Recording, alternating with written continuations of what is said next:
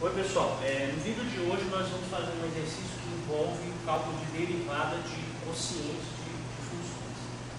Então, imagina que você aplica um medicamento no paciente e que passadas, por exemplo, T horas da aplicação desse medicamento, a concentração de medicamento no sangue seja dada por essa função aqui, 3t sobre 2t ao quadrado mais 1. E o que a gente quer fazer é o seguinte, a gente quer fazer alguns estudos qualitativos dessa função usando a taxa de variação instantânea da função concentração. Veja que aqui o domínio da minha função é somente os t's positivos, né, porque o t representa o tempo, portanto tem que ser positivo. E inicialmente vamos lembrar o seguinte, o que nós queremos é estudar a taxa de variação da função. Então o que seria, por exemplo, a taxa de variação média da função entre dois instantes, por exemplo, 1 e 3. Isso nada mais é do que você pegar a concentração no instante 3, subtrair a concentração no instante 1 e dividir isso por 3 menos 1, que é a quantidade de tempo que passou entre 1 e 2. De uma maneira geral, a taxa de variação média entre os instantes t e t mais delta t é dada por essa expressão, isso é a concentração no instante final, menos a concentração no instante inicial, dividido pelo intervalo de tempo que decorreu entre t e t mais delta t. E a ideia é o seguinte, o que nós queremos é a taxa de variação instantânea. Então, quanto menor for esse delta t, mais próximo você vai estar da taxa de variação instantânea. Em outras palavras, o que a gente precisa é calcular o limite dessa expressão quando o delta t se aproxima de zero. Ora, mas olhando para essa expressão aqui, você vê que está escrito aqui nada mais é que a definição da derivada da função c no instante t. Então, o que a gente quer é calcular a derivada dessa função. Né? Lembrando, a derivada de uma função é a taxa de variação da função. Então, vamos fazer isso substituindo os valores aqui. Poderia fazer isso substituindo os valores e usando a definição. Eu não vou fazer assim porque a gente já aprendeu a regra para derivar um quociente. Então, eu já vou calcular a derivada usando a regra do quociente. Né? Lembrando, se você tem um quociente de duas funções derivadas, o quociente é derivável e a derivada é dada da seguinte forma. A função que está embaixo vezes a derivada da que está em cima menos a que está em cima vezes a derivada da de baixo. Tudo isso dividido pela de baixo elevado ao quadrado. Então essa é a fórmula para a derivada de um quociente. A de baixo vezes a derivada da de cima, menos a de cima vezes a derivada de baixo, dividido pela de baixo ao quadrado. Então, antes de fazer essa conta, vamos frisar, né, uma coisa importante, que a derivada de um quociente não é o quociente das derivadas. Né? Quando você vai derivar um quociente, você precisa aplicar essa regra. Bem, e agora fica fácil fazer a conta, porque aqui é derivada de polinômios, né, de monômios. Basta lembrar que a derivada de uma coisa do tipo t elevado a k é kt a k menos 1. Então isso vai ficar 2t ao quadrado mais 1 vezes 3 menos 3t multiplica 4t dividido por 2t ao quadrado mais 1 ao quadrado. Então agora você faz as contas aí e vai ver que aqui fica 6t ao quadrado menos 12t ao quadrado, é menos 6t ao quadrado, mais 24 sobre 2t ao quadrado mais 1 ao quadrado. Isso vale para todo tempo positivo. Então essa expressão aqui te dá a taxa de variação instantânea da concentração do medicamento no sangue.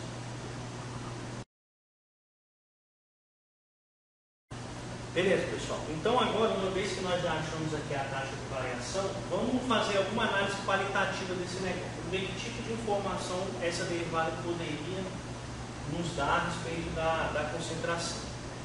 Então a primeira pergunta que eu vou fazer é o seguinte, lembrando que a derivada é uma taxa de variação e do ponto de vista geométrico, a derivada da função do ponto, ela representa a inclinação da reta tangente naquele ponto. Então eu poderia me perguntar o seguinte, será que a reta tangente a esse gráfico, ela fica horizontal em algum momento? Em outras palavras, lembrando, uma reta horizontal é uma reta que tem inclinação zero. Então, existe algum valor de t derivada se anula, se tem uma reta tangente horizontal? Bem, para responder a pergunta, basta achar as raízes dessa função aqui, né? Então tem que acontecer que menos 6t quadrado mais 24 sobre 2t ao quadrado mais 8 ao quadrado tem que ser zero. Ora, uma fração só é zero quando o numerador é zero, então no fundo tem que acontecer que menos 6t ao quadrado mais 24 tem que ser zero, que é a mesma coisa que dizer que 6t ao quadrado é 24, e portanto o t você multiplica por 1 sobre 6 dos dois lados, extrai a raiz quadrada, você encontraria que t é mais ou menos raiz de 4, que é mais ou menos 2, e é claro que agora você precisa ver o domínio da sua derivada, né? O domínio são os t's positivos, o t é o tempo.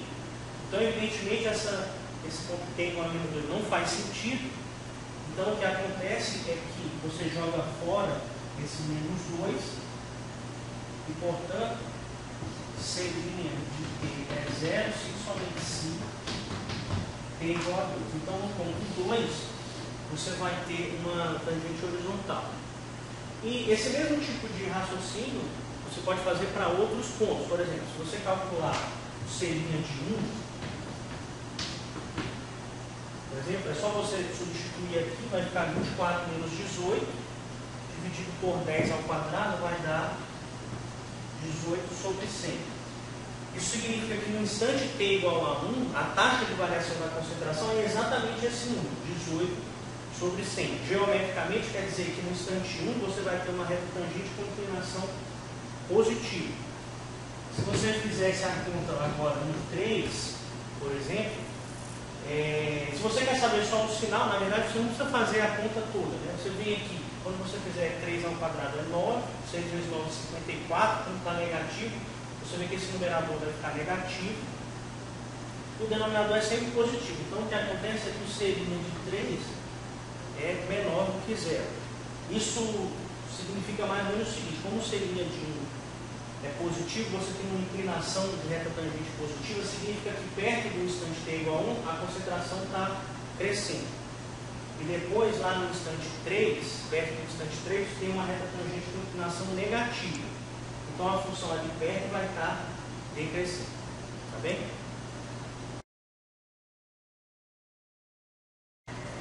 Ótimo, pessoal. Então, para finalizar, vamos só tentar utilizar essas informações acerca da taxa de variação para fazer um esboço do gráfico dessa função. Então, aqui eu coloquei o eixo t e centro de t. Aqui eu só repeti aquelas informações que nós obtivemos anteriormente.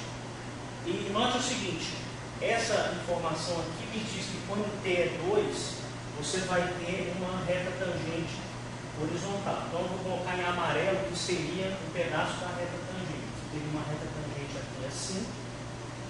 No ponto 1, né, então aqui é 1, 2. No ponto 1, a gente tinha visto que a derivada era positiva, então aqui eu tenho uma reta tangente com inclinação positiva.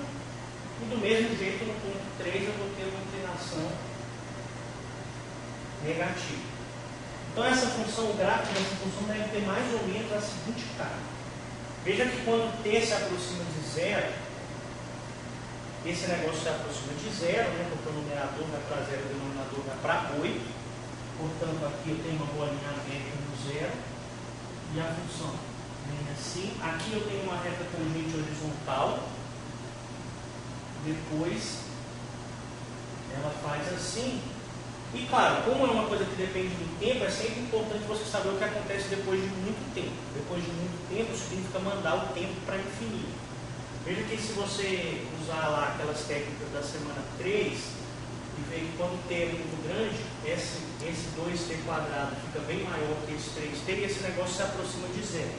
Então esse gráfico deve ter um comportamento mais ou menos assim, que vai para zero. Veja que aqui no instante t igual a 2, na reta tangente horizontal, é exatamente o instante onde a concentração é máxima. Né? Veja, isso aqui é o gráfico de c de t. Né? Então, quando t é 2, a concentração de medicamento no sangue está a maior possível.